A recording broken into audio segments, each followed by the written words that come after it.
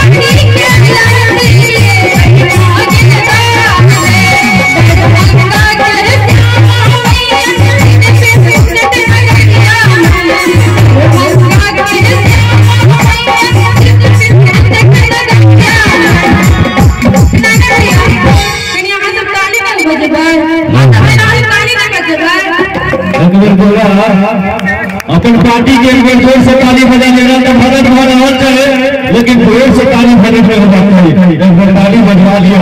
और हर पार्टी से पीछा गया हमारे पार्टी से आगा में थे एक बार जोर से ताली क्यों हर ताली बजा दियो बताए के जाए छी एक मिनट बताए का कंबल में घुस के जगह पे घूर कर रे कोई कुआर आ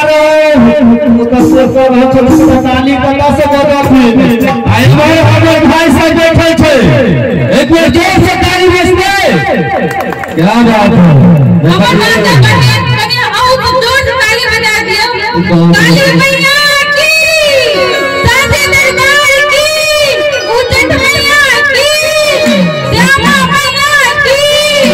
उमर जाए ने आओ सब पहुंचे थे हमरा सुनाई में ले चाय चाय चाय लगा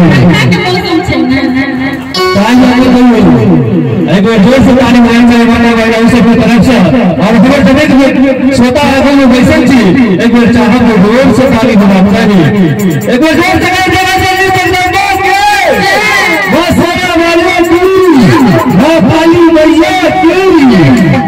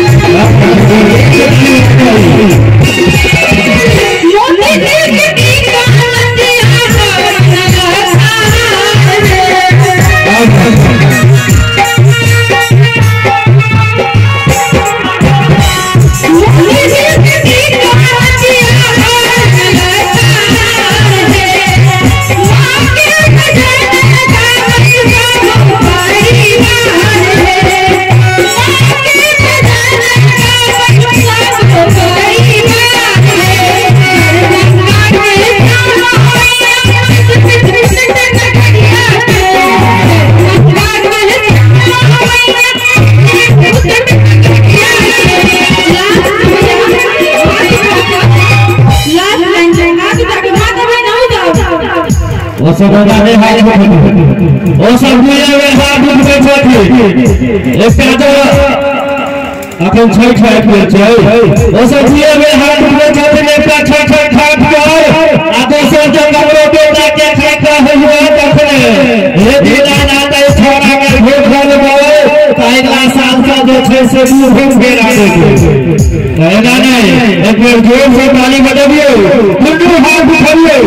बोले ताली बजाइए